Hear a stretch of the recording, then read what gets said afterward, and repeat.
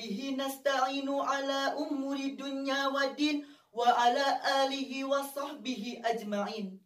Ashhadu an la ilaha illallah wa ashhadu anna Muhammadar Rasulullah, amma ba'du.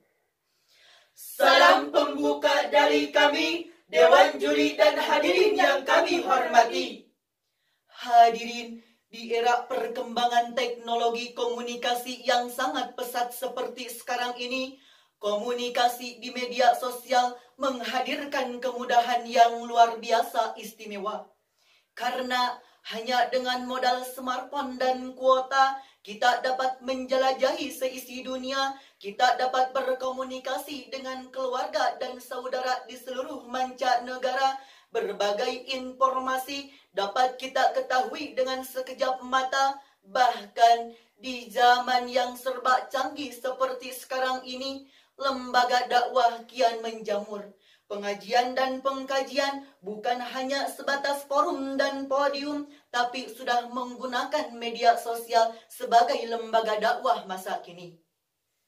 Menurut riset dari platform manajemen sosial media Hootsuite dan agensi marketing sosial We Are Social bertajuk Global Digital Report 2020 menyatakan bahwa 64% penduduk bangsa Indonesia dengan jumlah populasi mencapai 175,4 juta jiwa telah terkoneksi dengan internet.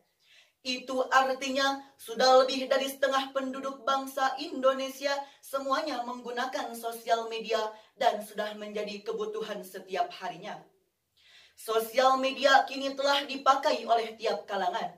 Bukan hanya kalangan terpelajar saja, namun berbagai kalangan turut meramaikannya.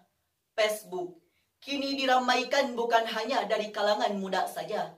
Akan tetapi anak TK bahkan lansia pun rajin selfie di beranda. Alhasil segala kegiatan merambah lebih cepat dengan sangat mudah.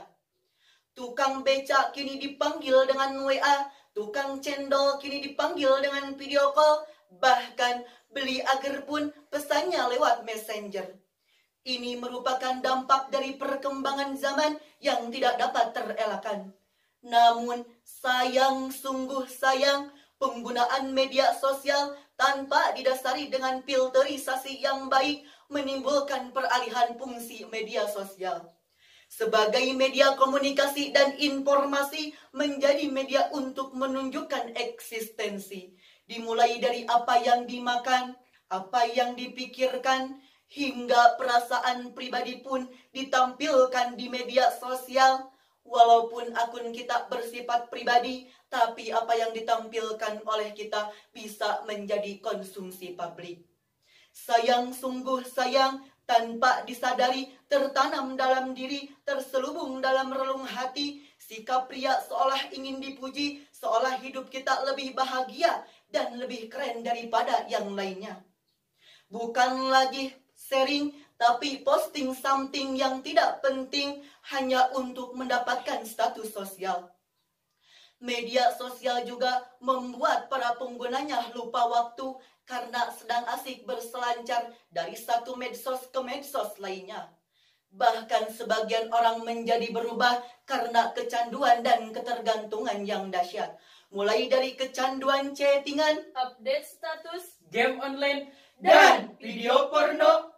Bahkan jemarinya sudah tidak sungkan lagi untuk typing tentang body shaming, cyberbullying, dan penyebaran berita hoax.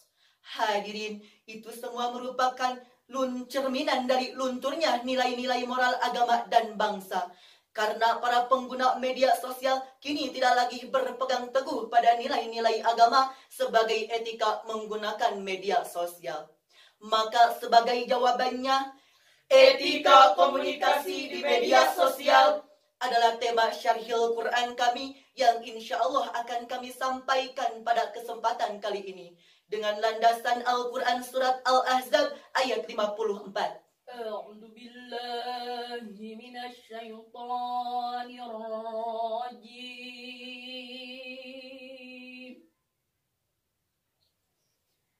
Bismillahirrahmanirrahim.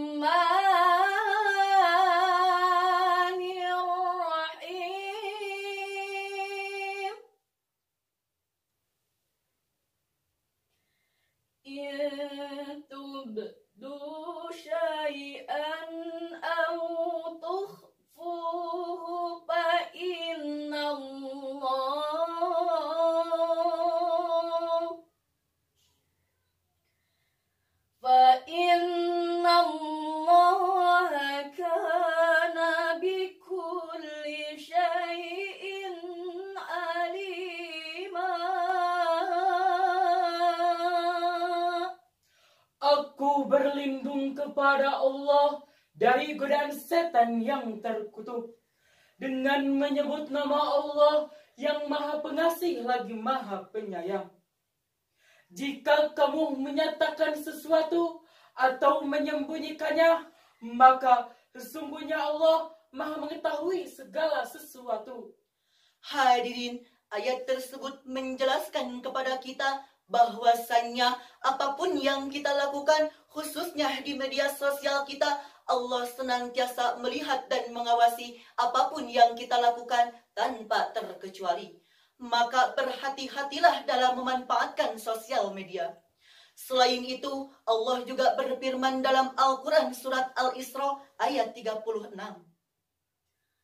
ولا تقف ما ليس لك به علم إن السمع والبصر والفؤاد كل أولئك كان عنه مسؤولا. Dan janganlah kamu mengikuti sesuatu yang tidak kamu ketahui, karena pendengaran, penglihatan, hati nurani, semua itu akan diminta pertanggungjawabannya.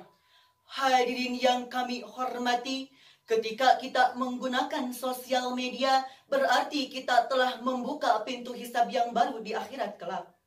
Kita akan mempertanggungjawabkan atas semua yang kita posting, apapun yang kita lihat, follow, share, like, komen, repost, and retweet, dan lain sebagainya. Sebagai muslim yang beretika, tentunya kita harus berhati-hati dan teliti dalam menyampaikan suatu informasi. Dan marilah kita berusaha untuk saling menghargai komentar orang lain serta tidak mengumbar privasi kita sendiri. Dan dalam berkomunikasi di media sosial, tentu kita harus ingat bahwasanya akan ada hisab atau perhitungan dari Allah, sebagaimana yang tercantum dalam Al-Quran surat Al-Zalzalah ayat 7-8. فمن يعمل مثقال ذرة خيرا يره ومن يعمل مثقال ذرة شرا يره. Maka barang siapa yang mengerjakan kebaikan sebesar jarrah, niscaya akan melihat balasannya. Dan maka barang siapa yang mengerjakan kejahatan sebesar jarrah, niscaya akan melihat balasannya. Setiap kalimat, foto, video yang diunggah atau yang ditontonkan akan kita pertanggungjawabkan baik di dunia maupun di akhirat kelak, sekecil dan sebesar apapun. Allah juga berfirman dalam Al-Quran surat Al-Hujurat ayat 6. يا أيها الذين آمنوا إن جاءكم فاسق بنبأ فتبينوا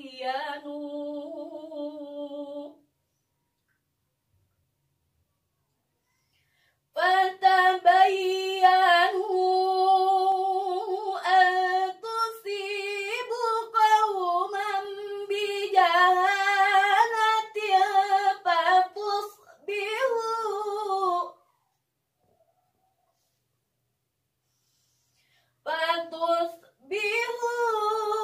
على ما فعلتم نادمين.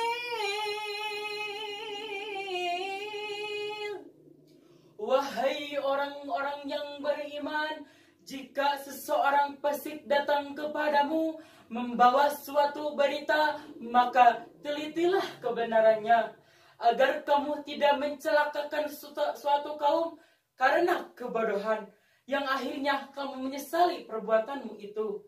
Sadaqallahul Azim. Maha benar Allah dengan segala firman-Nya. Hadirin wal hadirat rahimakumullah. Menurut ilmu ma'ani, ayat tersebut merupakan jumlah insya'iyah yang maksudnya mengandung instruksi. Sedangkan asbabun nuzul dari ayat tersebut sebagaimana yang diriwayatkan oleh Al-Imam At-Tabarani yang bersumber dari Zabir bin Abdillah, Alqamah bin Nazla, dan Ummu Salamah berkenaan dengan suatu kebohongan yang disampaikan oleh Al-Walid bin Utbah kepada Rasulullah Sallallahu Alaihi Wasallam. Ketika Rasulullah hampir saja terprovokasi dengan melakukan suatu tindakan destruksi, maka turunlah teguran.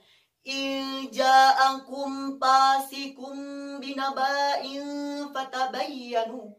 Apabila datang orang yang fasik kepadamu membawa suatu berita, maka bertabayunlah. Tabayun menurut Imam Ali As-Sabuni dalam Safwatut Tafasir maksudnya adalah fatabayyanu min sihatil khobar.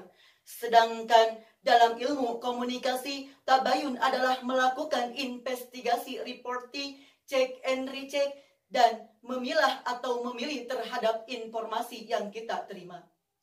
Hadirin yang kami hormati dimanapun Anda berada. Dengan berakhirnya firman Allah tadi, dapat kita simpulkan dari uraian tersebut bahwasannya Allah tidak pernah melarang hamba-Nya untuk melakukan komunikasi di media sosial. Namun, kita harus bijak dan beretika sesuai dengan nilai-nilai agama. Tanamkan dalam diri sikap muraqabah, luruskan niat, dan ingat akan perhitungan Allah di akhirat kelak.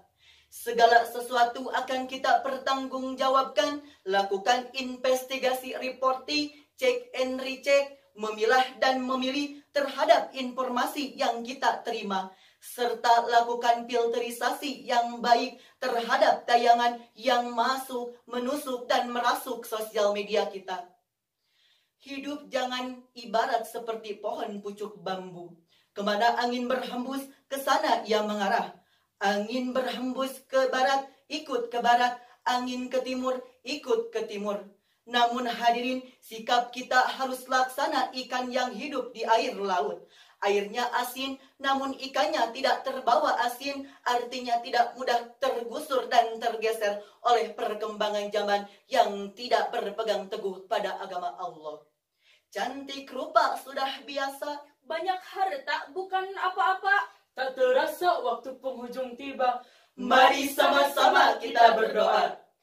Ilahi la turil firdausi ahlan wala afwan ala naril jahimi.